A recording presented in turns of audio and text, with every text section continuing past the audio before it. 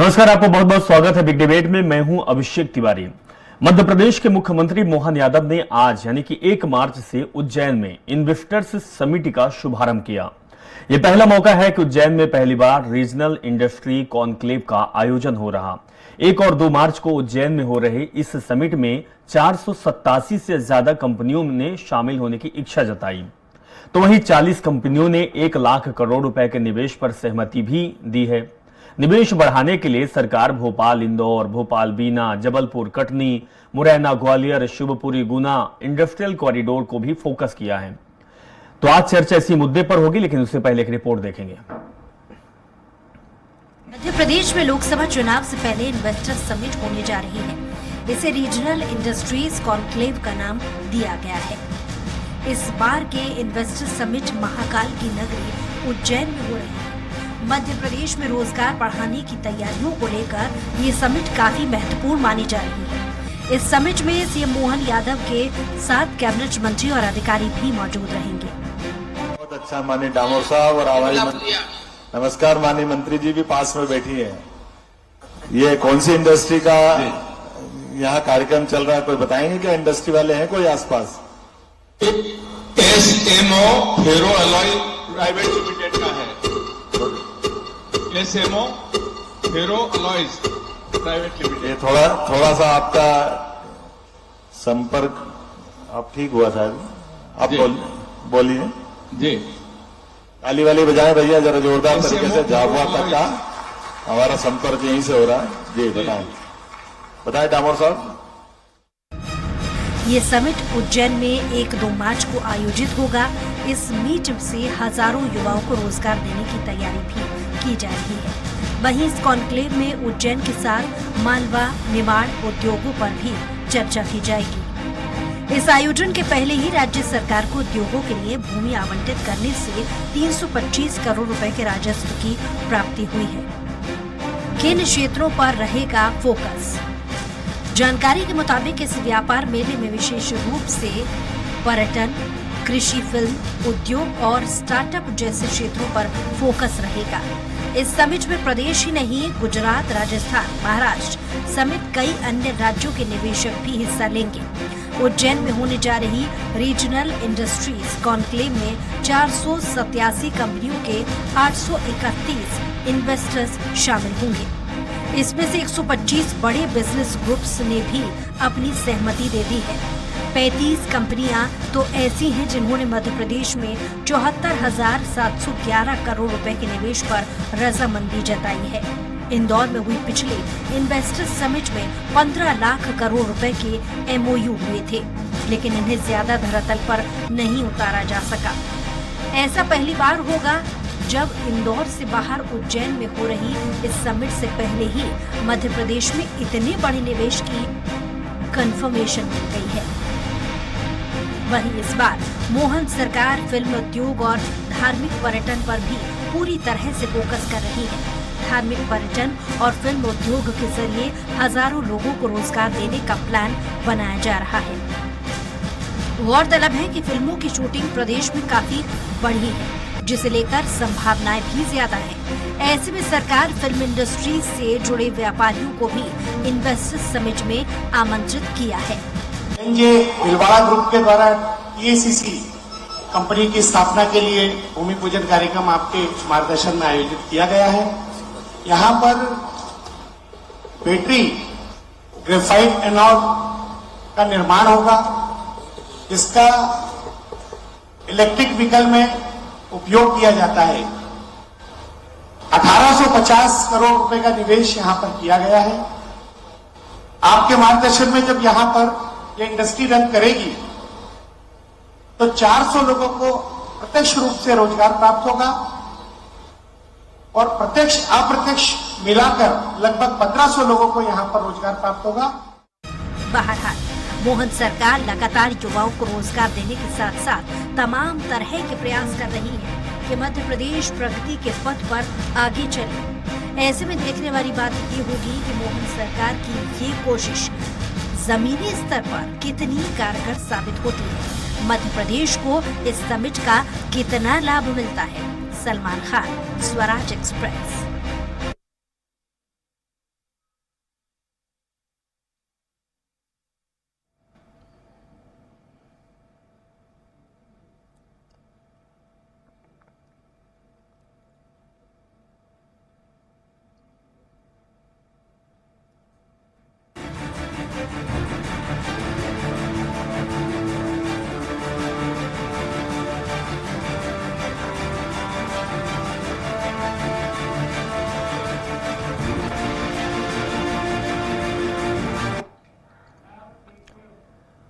निवेश का मोहन मंत्र, जी हाँ, इसी मुद्दे पर बात करेंगे और बात करने के लिए हमारे साथ खास मेहमान भी जुड़ गए हैं। बीजेपी प्रवक्ता डॉक्टर दुर्गेश केसवानी जी जुड़ गए हैं।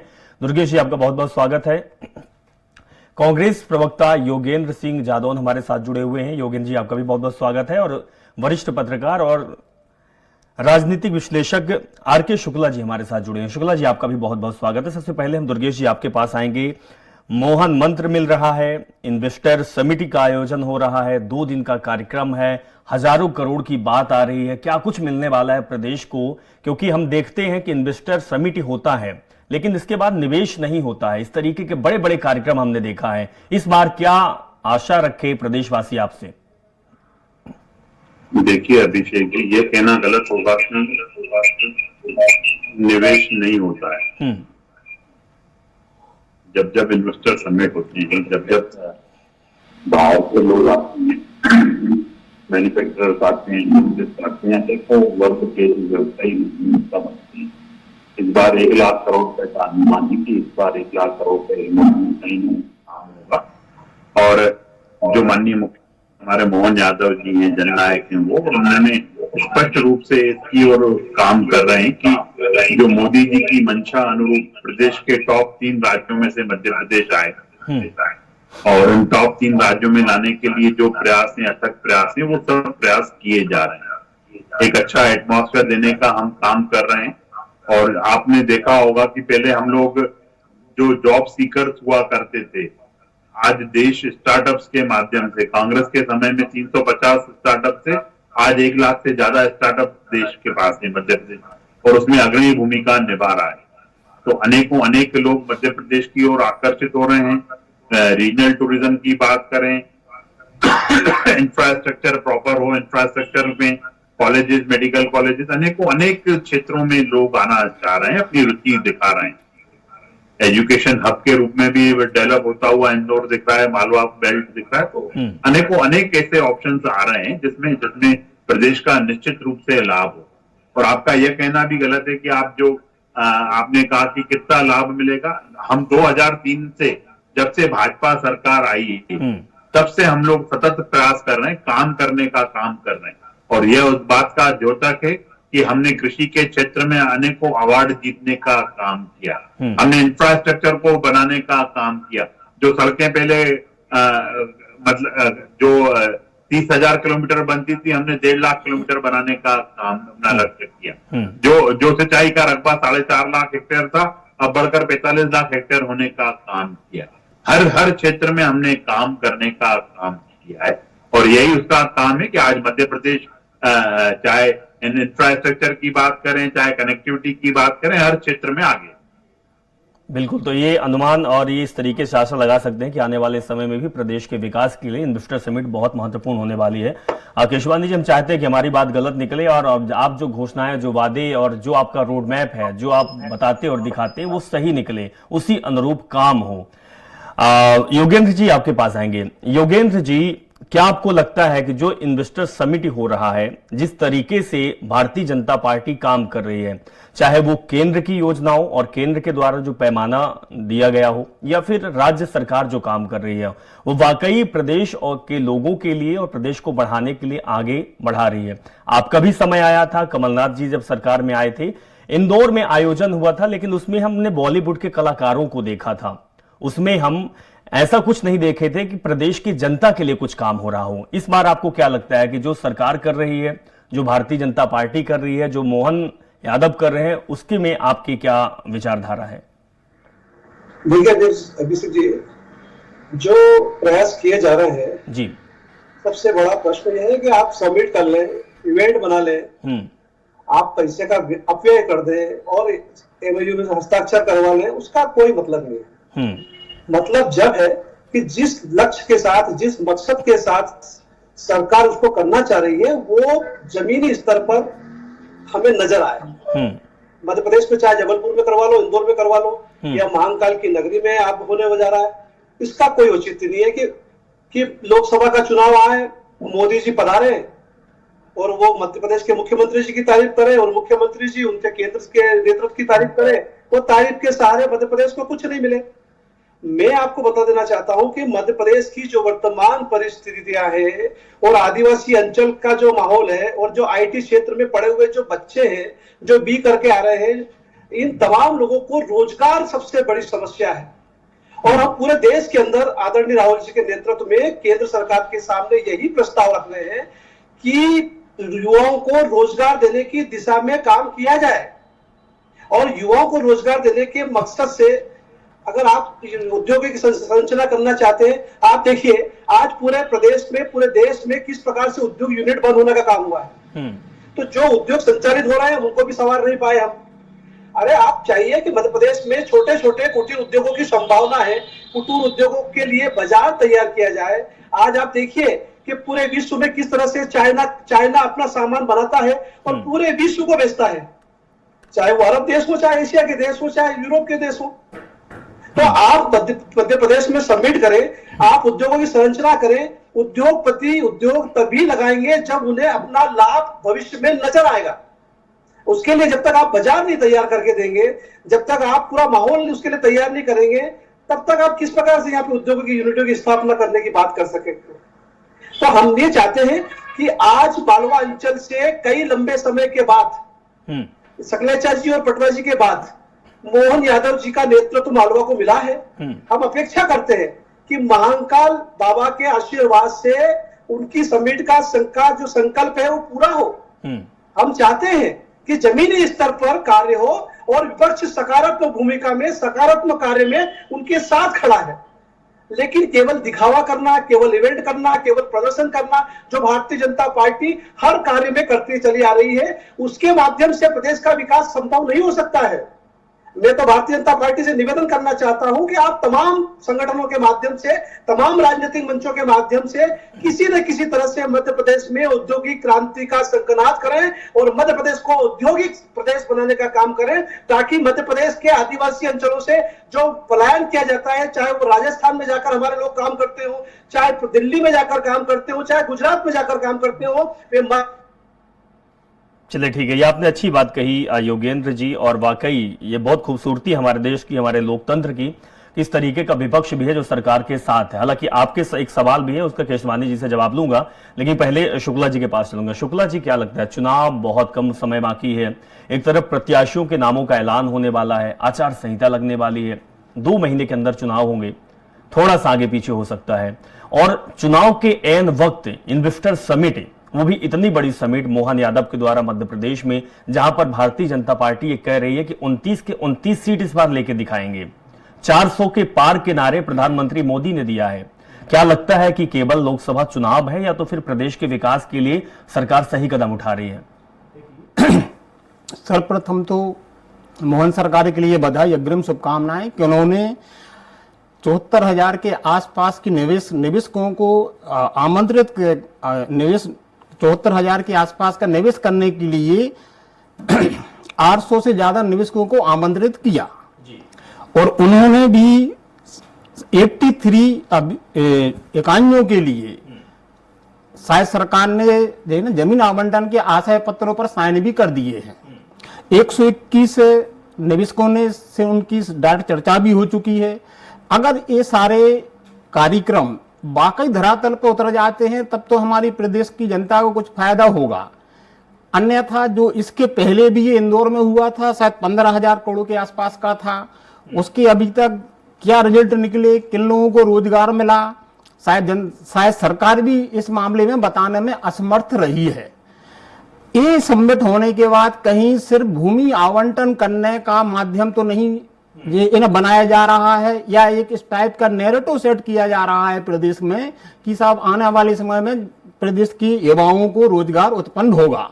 मैं यही आशा करता हूं और हमारे भाई साहब बैठे हुए हैं दुर्गेश जी, उनसे भी निवेदन करूंगा कि अभी तक चूंकि पिछले 18-20 साल से आपकी सरकार प्रदेश में है, 10 साल से केंद्र में है, आप लोगों ने जो भी इस प्रकार के समिट आयोजित करके जिन लोगों को रोजगार दिया है, एक बार उनकी भी सूची सारी जनता के सामने रखें तो उससे पार्टी का भी भला होगा। और जो इन विपक्ष है वो आरोप लगाता है कि सिर्फ इवेंट है, तो शायद कहीं ना कहीं विपक्ष को भी इसका प्रत्यक्ष जवाब मिल जाएगा। ठीक है, केसवानी जी से जवाब लेकर। केसवानी जी, इसमें कोई डाउट की बात नहीं है कि 2003 से आप सरकार चला रहे हैं, बीच में 15-16 महीने को छोड़ दिया जाए तो आपकी सरकार बनती है, बहुमत के साथ सरकार बनती है, और इस बार भी जब आपकी सरकार बनी तो अप्रत्याशित रिजल्ट आए। शायद वो आपकी काम और आपकी जो स्ट्रेटजी है और जिस तरीके से आपका जनता से जुड़ाव है, इसी का रिजल्ट निकलता है चुनाव के समय। लोकसभा चुनाव नजदीक है, कांग्रेस पार्टी का भी कहना यही है कि शायद कहीं ये इन्वेस्टर समिट कहीं इवेंट ना बन जाए। कौतूहल बहुत से लोगों में है, थोड़ा सा क्लेरिफाई आप कर दीजिए। देखिए अभिषेक जी, जो बात आप कर रहे हैं मुझे लगता है कि आप भी इस धरातल से होकर बात कर रहे हैं। हम हर प्रोजेक्ट को धरातल पर लाने का काम करते हैं। अब आप अगर एक छोटा सा एग्जांपल समझिए कि बिजली की बात ले लीजिए। जब हमें प्रदेश मिला था बंटाधार प्रदेश मिला था, तब उस समय बिजली कभी कभी आती थी, अब कभी कभी जाती है। इस बात का ही द्योतक है कि हमने अमूलचूल परिवर्तन करने का काम किया है। हमारे कांग्रेस के पैनलिस्ट जो यहाँ पे बैठे हैं वो बोल रहे हैं कि मोदी जी मोहन जी की तारीफ करते हैं, मोहन जी मोदी जी की तारीफ करते हैं। निश्चित रूप से डबल इंजन की सरकार है, केंद्र की सहायता के साथ हम लोग आगे बढ़ रहे हैं। तो आपको उसमें बुरा लगने वाली बात क्या है कि अगर हम अपने प्रधानमंत्री, देश के प्रधानमंत्री जिनकी पूरा विश्व तारीफ कर रहा है, अगर हम तारीफ करें तो आपको क्यों बुरा लग रहा है उसको? इससे बुरा नहीं लगना चाहिए। बिल्कुल बिल्कुल। और अभिषेक जी, लोकतंत्र में जनता की अदालत सर्वोपरि है। 2003 में जब हम चुन के आए थे तो जनता ने हमें भारी बहुमत से जिताया था। हम जन आकांक्षाओं पे खरे उतरे, तब 2008 में पुनः हमें जिताने का काम किया, फिर 13 में जिताने का काम किया, फिर 18 में आए, फिर 23 में हम आने का काम किया। जब हम जनता की जन आकांक्षाओं पे खरे उतरते हैं तो जनता हमें आशीर्वाद देती है। आप बोल रहे हैं रोजगार की बात, आप सब चुनाव में आप यही मुद्दे लेके गए, महंगाई, रोजगार और झूठ छल कपट आरोप लगाने का काम किया। जनता ने सिरे से नाकार दिया। और अभी आपने कांग्रेस के प्रवक्ता साथी ने एक और बात की कि प्रदेश को औद्योगिक प्रदेश बनाने, मैं उनका धन्यवाद देता हूं कि माननीय मोहन यादव जी पर विपक्ष का पूरा भरोसा है। क्योंकि हमें तो जब उद्योगपति मुख्यमंत्री मिला था मध्य प्रदेश को 18 में कमलनाथ जी के रूप में, तो एक भी उद्योग लगाने का काम नहीं किया। उन्होंने तबादले कोई उद्योग बनाने का काम किया, उसी को स्थापित करने का काम किया। और अभी हमारे ये भी बोल रहे थे प्रवक्ता साथी कि एक सही उनको लाइन मिल जाए जिसपे जब उद्योग आने के लिए एक सही नीति बन जाए। तो हम इनको बता दें, हमारे कांग्रेस के जब इनका शासन हुआ करता था तब डाकुओं की समस्या हुआ करती थी, डकैत हुआ करते थे। हमने उनको निस्तो नाबूद करने का काम किया। नक्सली समस्या थी, उसको खत्म करने का काम किया। सिमी के आतंक को ध्वस्त करने का काम किया। तो हमने शांति का टापू बनाने का काम किया है, प्रदेश को एक अच्छा एटमॉस्फेयर देने का काम किया है। सिंगल विंडो की प्रणाली के माध्यम से आप आइए, अपनी आपकी क्या क्या डिमांड है। हम तो चाहते हैं प्रदेश के जो लोग हैं वो निश्चित रूप से अनेक उद्योग लगाए यहाँ आके, जो इन्वेस्टर्स हैं। पर मेरा इनसे एक और सवाल है जी, आप भी कुछ पॉजिटिव एटीट्यूड लेके चलिए। आलोचना करना राजनीति का धर्म है, मानता हूं मैं आपको, पर इन आलोचनाओं से परे होकर प्रदेश के विकास में अगर आप हाथ बढ़ाओगे तो जनता उसको अच्छा मानती है और आपका साथ भी देगी। पर जब आप जनता के साथ नहीं रहेंगे तो जनता निश्चित रूप से आपको विपक्ष में बिठाने का काम करेगी। और यही कारण है आप विपक्ष में बैठ रहे। और हम जब जन आकांक्षाओं पे खड़े उतर रहे हैं तो निश्चित रूप से जनता हमें आशीर्वाद दे रही है और हम एक अच्छा एटमॉस्फेयर देने का काम मध्य प्रदेश में कर रहे हैं। बिल्कुल केसवानी जी, हमने एक सुना था कि जब कोई गाड़ी चलाता है तो गाड़ी वो स्पीड उसके ब्रेक के ऊपर डिपेंड करती है। जितना सॉलिड, जितना अच्छा ब्रेक होगा उतनी अच्छी गाड़ी स्पीड में आदमी चला सकता है, उतना कॉन्फिडेंस होता है। अगर गाड़ी चलाने की दायित्व तो आपको मिला है, स्टीयरिंग आपके पास है, तो विपक्ष की भूमिका ब्रेक की है। योगेंद्र जी एक अच्छी पहल, एक अच्छी चीज सामने लाते हैं। आपका क्या, जिस तरीके से इन्वेस्टर समिट हो रहा है, आपको क्या लगता है इस समिट में क्या होना चाहिए, किस तरीके से सरकार को काम करना चाहिए? क्योंकि 74,000 करोड़ का जो निवेश का है, उन्होंने उद्योगपतियों ने कह दिया है कि मैं निवेश करूंगा, इससे भी ज्यादा निवेश होगा। अभी कल का दिन पूरा बाकी है। आपको क्या लगता है कि किस तरीके से सरकार को रोड मैप बनाना चाहिए, किस तरीके से काम करना चाहिए और किस तरीके से जमीन पर इसको उतारना चाहिए? केशवानी भी जी आपसे प्रतिक्रिया ले रहे हैं इसमें। देखिए अभिषेक जी, औद्योगिक क्रांति लाने के लिए सबसे पहला काम है मानव संसाधन। वो मध्य प्रदेश के पास पर्याप्त मात्रा में है। रहा आर्थिक संसाधन, तो आर्थिक संसाधन यूनिट लगाने वाला स्वयं लगाता है, लेकिन हमारे पास आवश्यकता होती है कि हम उसको भूमि का आवंटन तेजी के साथ करते हैं। भूमि का आवंटन यदि हम कर देते हैं तो उसके बाद सबसे बड़ी समस्या अगर आती है तो वो ये आती है कि ट्रांसपोर्टेशन समस्या, और उसको माल को जो आपका प्रोडक्ट है और जो बाय प्रोडक्ट है उसके लिए एक ऐसा बाजार तैयार करना कि जहां पर औद्योगिक यूनिटी का उत्पादन खपाया जा सके, और मांग यदि बढ़ेगी तो उसकी पूर्ति के लिए औद्योगिक की विकास की गति स्वतः आगे बढ़ती जाएगी। लेकिन हम देख रहे हैं कि पूरे देश के अंदर औद्योगिक क्रांति पर विराम लगा है। हिंदुस्तान में आर्थिक मंदी का दौर नोटबंदी के माध्यम से जो आया है, और जिस तरह जीएसटी ने इस देश की व्यापारिक क्रांति पर रोक लगाई है, उसने निश्चित रूप से हिंदुस्तान के बाजार को मंद कर दिया है।